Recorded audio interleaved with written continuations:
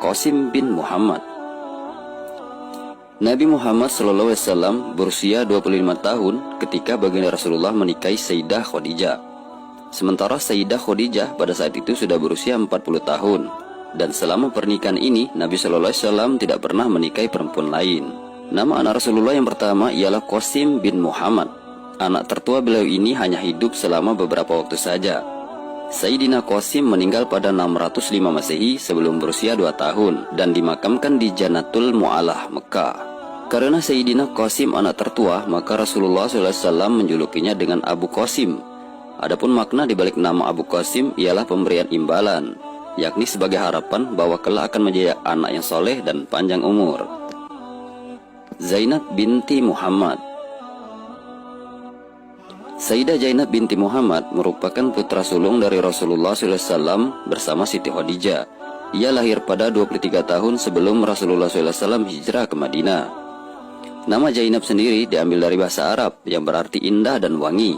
Putri Nabi Muhammad ini mengalami sakit dan wafat pada usia 29 tahun. Ia dimakamkan di Jannatul Baqi, Madinah, Arab Saudi. Ruqayyah binti Muhammad. Nama anak Rasulullah berikutnya adalah Sayyidah Ruqayyah binti Muhammad.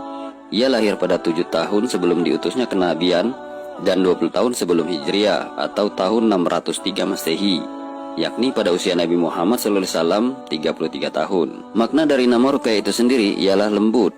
Ruqayyah juga memiliki gelar Zat al-Hijratain atau kelembutan.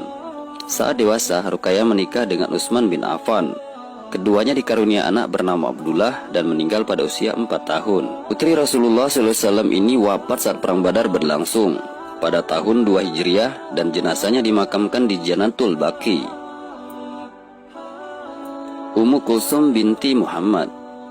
Nama anak perempuan Rasulullah yang keempat yaitu Sayyidah Ummu Kulsum yang merupakan putri Nabi Muhammad dan Sayyidah Khadijah yang lahir pada 6 tahun sebelum diutusnya kenabian, 19 tahun Hijriah atau 604 Masehi, tepatnya saat Nabi SAW berumur 34 tahun.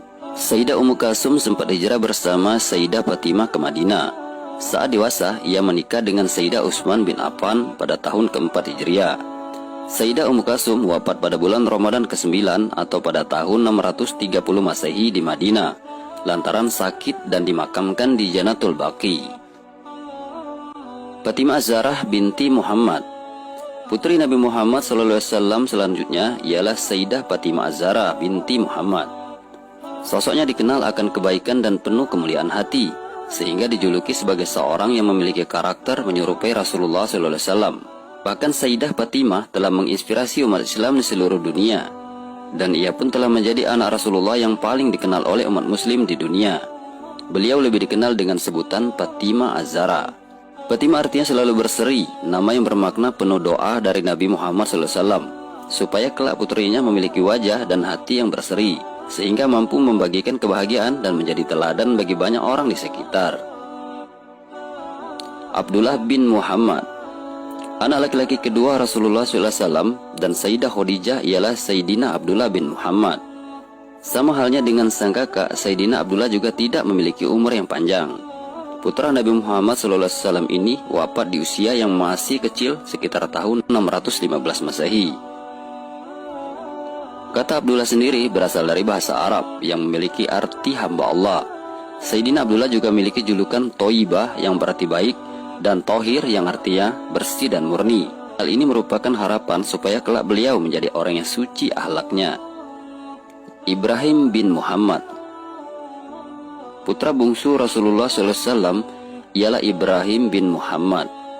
Ia lahir dari rahim istri Nabi Muhammad yang bernama Sayyidah Maria Al-Qibtiyah. Sayyidina Ibrahim lahir sekitar akhir bulan dari tahun 8 Hijriah. Nama anak Rasulullah ini diambil dari salah satu leluhur bangsa Arab dan Israel. Kala itu Rasulullah SAW sangat mendambakan keturunan laki-laki yang akan menghiasi keluarganya. Setelah kedua putranya yakni Sayyidina Qasim dan Abdullah wafat sebelum balik, akhirnya terlahirlah Sayyidina Ibrahim dari Maria Al-Qibtiyah. Menurut pendapat yang masyhur, dibandingkan dengan Sayyidina Qasim dan Abdullah, Sayyidina Ibrahim hidup lebih lama yakni sekitar 1,5 tahun. Maka dari itu telah diketahui bahwa putra-putri Rasulullah telah wafat di waktu masih kecilnya. Rahasia dibalik kewafatan semua putra Rasulullah ketika masih kecil. Sahabat inspirasi dan dakwah yang beriman, kita telah mengetahui bahwa Rasulullah SAW memiliki 7 orang anak yang terdiri dari 3 orang laki-laki, yaitu Sayyidina Qasim, Sayyidina Abdullah, dan Sayyidina Ibrahim, dan 4 orang anak perempuan, yaitu Sayyidah Fatimah, Sayyidah Ruqayyah, Sayyidah Zainab, dan Sayyidah Ummu Kulsum.